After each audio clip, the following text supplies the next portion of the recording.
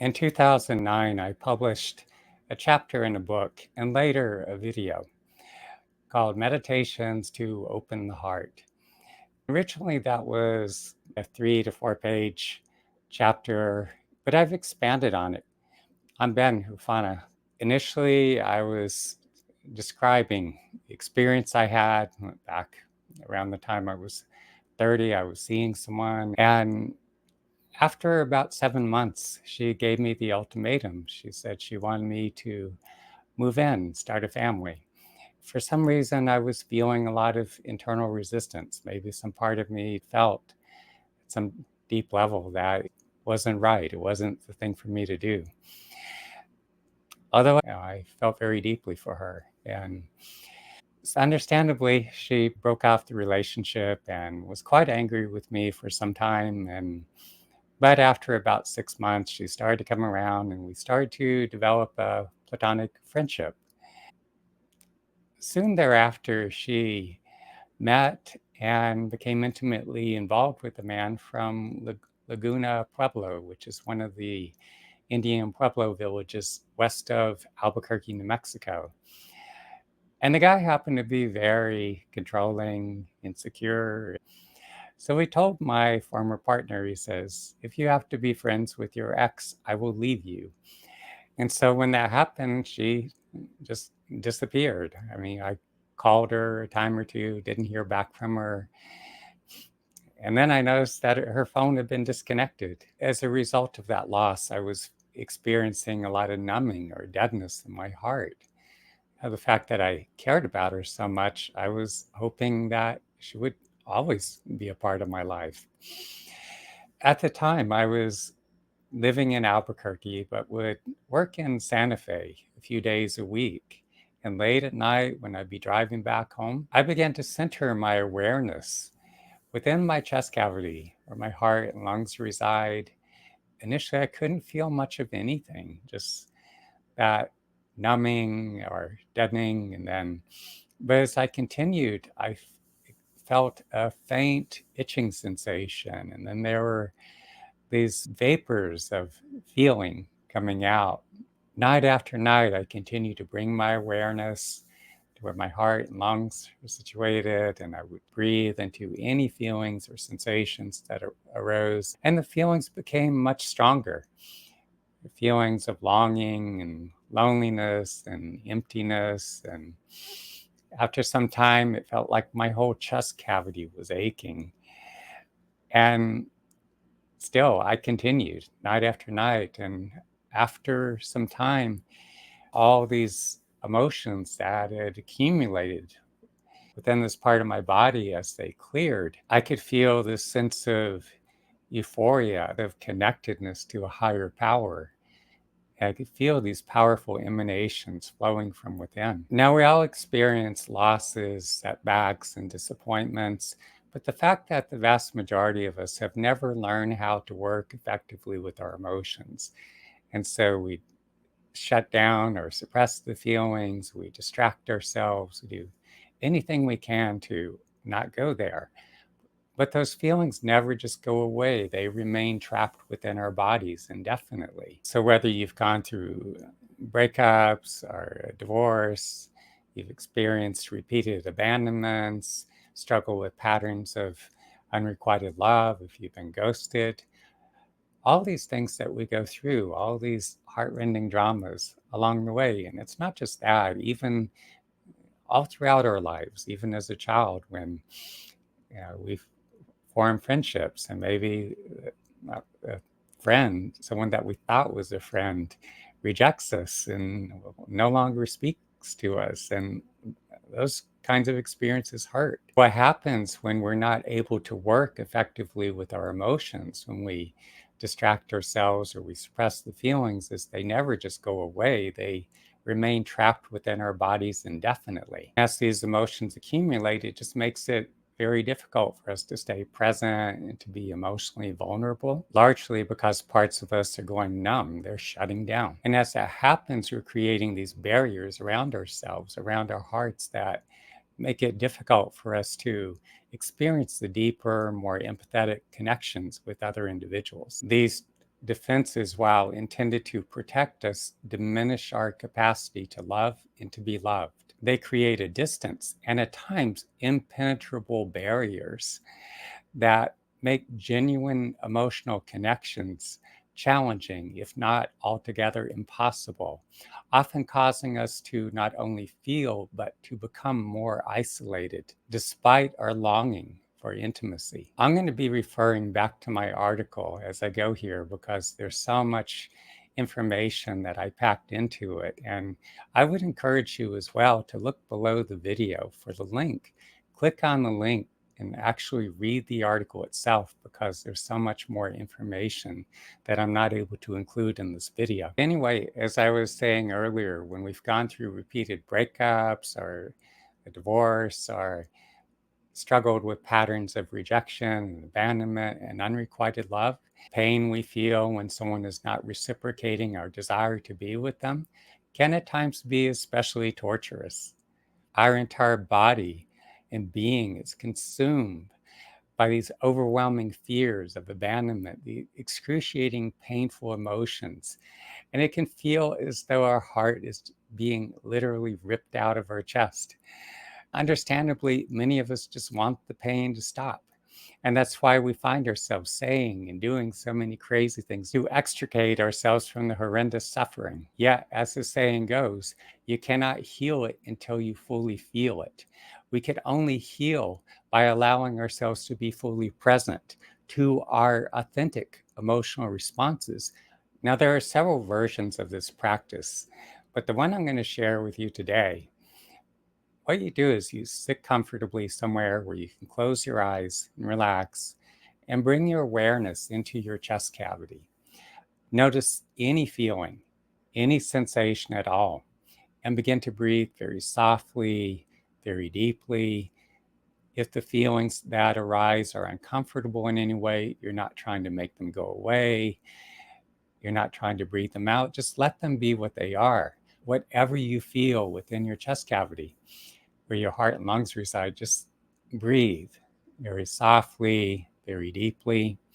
And even if the feelings are a bit uncomfortable, as you stay present with them, as you fully immerse your awareness in the depths of the feelings and sensations, they will change, they will soften, become more diffuse. And sometimes they'll go through a progression. Now, for instance, maybe you feel hurt or anger, but as you stay with it, you continue to breathe with these feelings. Sometimes the hurt or anger may change to sadness. That sadness may change to acceptance, maybe from there to a sense of letting go. Whatever you feel, as I said, just stay with it, continue to breathe very softly and deeply, following the feelings as they go through their progression. Normally, I encourage people to do these practices while sitting up because if you lay down, you're more likely to drift off to sleep. Although, if you're in the midst of a devastating breakup, sometimes the pain can be so excruciating that it's all you can do to remain curled up on your side in fetal position. But short of that, to the best of your ability, go ahead and sit up because it helps you to stay more alert and awake and stay present with the feelings as they arise. The feelings and sensations that do arise can vary tremendously, and that's going to have a lot to do with our life circumstances.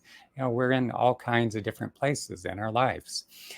So these sensations for many people may initially be very faint. We may not feel much at all. And that has a lot to do with the fact that so many of us have gone through our lives numbing or suppressing or distracting ourselves from our authentic emotional responses. However, what I have found from my own experience and that of the thousands of people that I've worked with is that as you continue to work with this practice, as you bring your awareness back to your body, the feelings and sensations, and continue to breathe with them, they will become much more vivid and more readily accessible. If we're struggling financially, for instance, we may experience fear and anxiety. On the other hand, a parent who's estranged from their child may experience a whole range of emotions, including a persistent sense of sorrow and despair over the broken relationship anger and resentment towards a child for the perceived rejection, self-blame, feeling that they may have somehow failed. And losses of any kind can lead to feelings of loneliness and isolation, jobs, coworkers, and bosses that leave us feeling stressed out. That stress can create pressure and constriction in the chest, and it's often accompanied by shallow breathing. Similarly, those of us facing major life challenges, such as moving to a new city or starting a new job, may experience feelings of uncertainty and apprehension. But breathing into these feelings as they arise can help us to work through the unpleasant emotions, to accept the realities that we cannot change, and to experience a growing sense of calmness and well being from within, and come up with workable solutions to life's many challenges. Feelings and sensations within the heart and lungs can also be neutral. In many instances, they can be quite pleasant. Initially, we may experience feelings of heaviness or tension, which often dissipates as we breathe into them.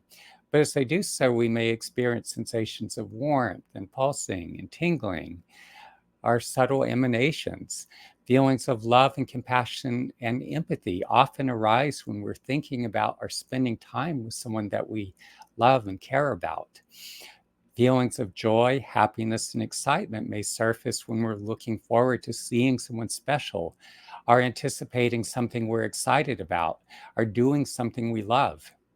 Breathing into these neutral, pleasant, and enjoyable feelings and bodily sensations helps to nourish and enliven our bodies and minds. Breathing into stress or tension, feelings of hurt and loss, or sensations of numbness and deadness, as well as the more pleasant and enjoyable feelings and sensations, helps to awaken your heart. Working with this practice will increase your awareness of yourself, other people, your environment, while also enabling you to become more fully present in your body. The hurts, sadness, and other accumulated emotions and stresses will soften and go through a process of digestion. Your heart will become more open and receptive, thereby increasing your capacity to love and be loved. And as this happens, you will exude a greater warmth and empathy, making you more attractive to others. Now, again, you may experience what seems like an absence of feeling at times. The heart may also feel flat or neutral. And some people mistakenly assume that, well, nothing's happening. And you may notice more subtle feelings of tension, constriction, or emptiness when you really begin to pay attention. You may also discover a number of other subtle, lingering feelings operating in the background. Subtle is significant. All of these feelings and sensations are valid. So it's important for you to understand that your feelings will often be very subtle. Explore everything you feel fully by immersing yourself in the depths of any feelings or sensations that emerge. Immerse yourself in the flatness or neutrality or any subtle feelings that you happen to be noticing within your body. Opening your heart does make it easier for you to attract a loving companion. If you're already in a relationship with someone you love, who you truly care for, you can benefit from working with this practice, breathing into the feelings of love and affection that you have towards your partner, the feelings of being loved and supported. That further opens your heart. It has a very nourishing feeling, and it actually helps to deepen the connection between you and your partner. And these loving, supportive feelings will actually nourish you. And not only that, they also help to heal the hurts of the past. And many people, as they work with this practice, they find that their love grows stronger. It helps to deepen the connection. Conflict is a normal and inevitable part of being in an intimate relationship. So when we could approach conflict constructively, it creates opportunities for us to deepen our understanding and the emotional bonds. Breathing into the less pleasant and conflicted feelings that emerge during conflict can be very helpful, because it makes it easier for you to work through those issues and gain a better understanding of yourself and your partner and the issues that need to be addressed. Unprocessed emotions, especially those that are unpleasant or painful or distressing, As I said, they remain trapped within our heart and lungs indefinitely, and they can profoundly impact our ability to function and relate to other people, especially in a romantic context. Trapped emotions such as grief and anger and anxiety and sadness contribute to the chronic stress and depression and anxiety disorders that so many people experience. Emotional distress distorts our judgment, it dampens our motivation, and it impairs our decision making capabilities, making it difficult for us to handle the demands and challenges of everyday life. And persistent distressing emotional states impede our ability to remember, to concentrate, to learn, making it more difficult for us to focus on work and to absorb new information, thus reducing our productivity, impeding our growth. Distressing emotions held within the body can manifest as physical symptoms such as chest pain, shortness of breath, fatigue, and heart palpitations. Emotional distress can also contribute to maladaptive coping strategies such as drinking heavily and other recreational drug use, overeating, or becoming socially withdrawn. The emotions held within our bodies, such as anger and sadness and feelings of upset, impede our ability to communicate effectively by causing us to either withdraw or express ourselves inappropriately. And this can lead to passive aggressive behaviors, emotional outbursts, behaviors we often regret and feel embarrassed about later. And all that can further exacerbate misunderstanding and conflict. Hurt, grief, and other distressing emotions hinder our ability to be emotionally available and present in our relationships, making it difficult for us to form deep and lasting connections. Another example is the pain of betrayal. That could create trust issues, making it difficult for us to open up and trust or get close to anyone.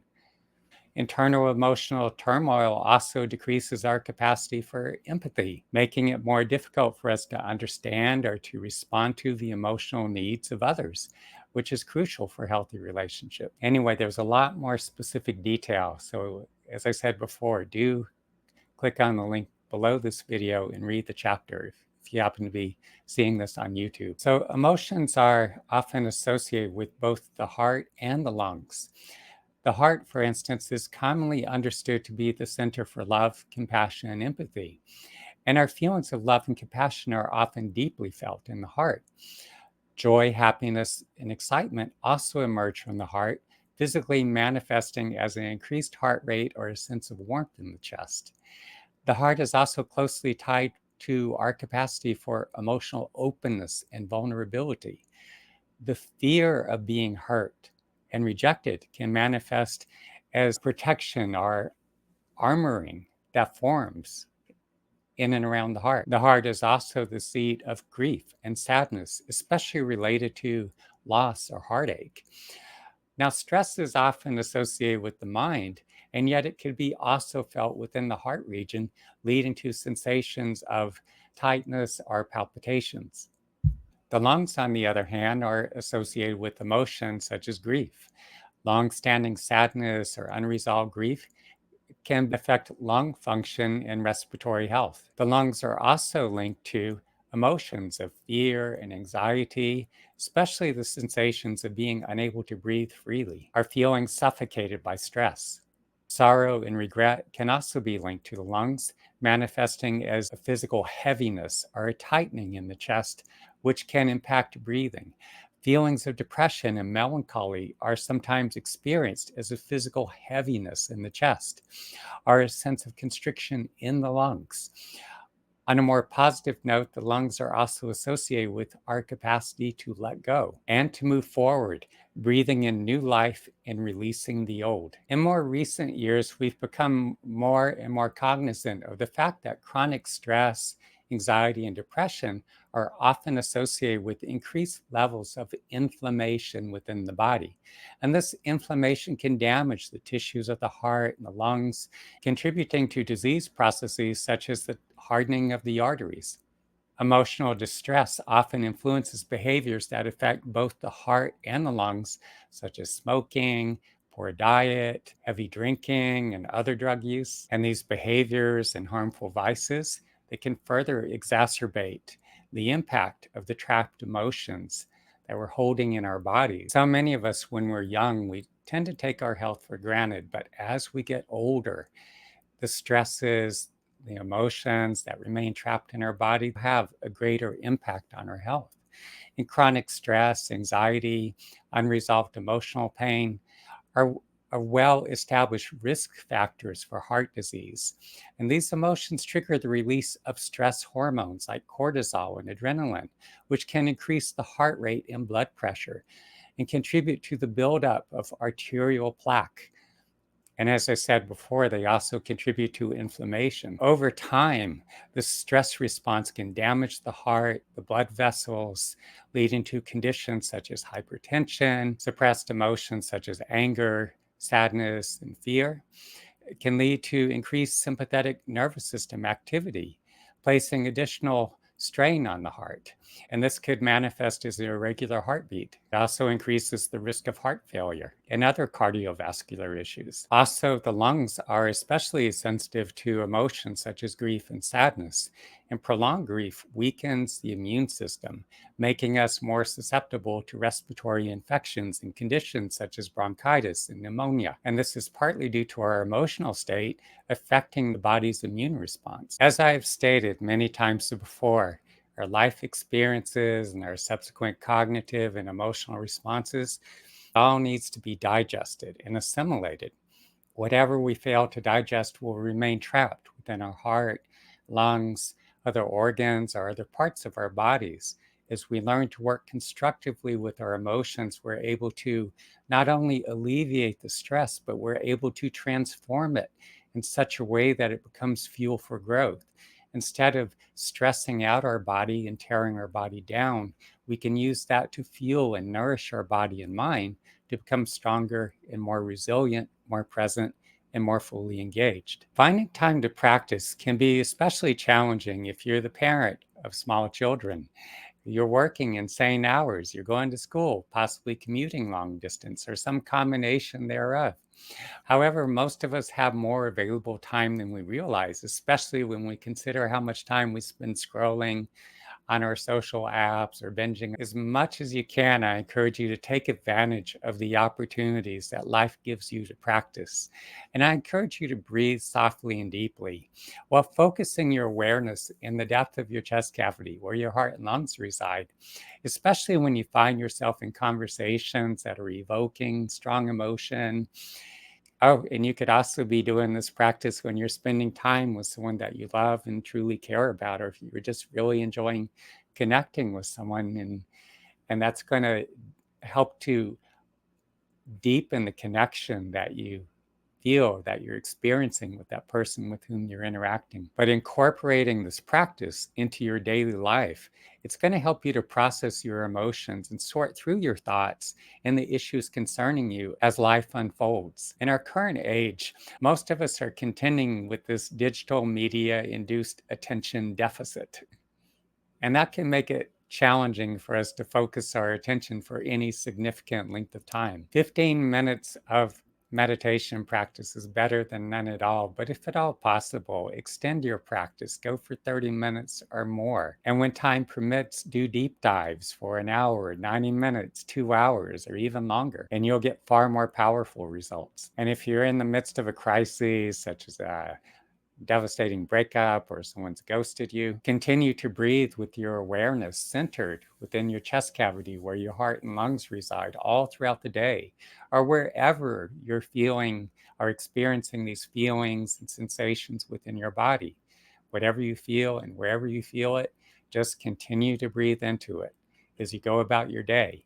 And as you do so, that's going to help you to cycle through or process these emotions and the loss or whatever it is that you're going through at any given time. Again, do make this practice a part of your everyday life. And as I said before, look down below if you happen to be seeing this video on YouTube, click on the link to the article and read the more in-depth article.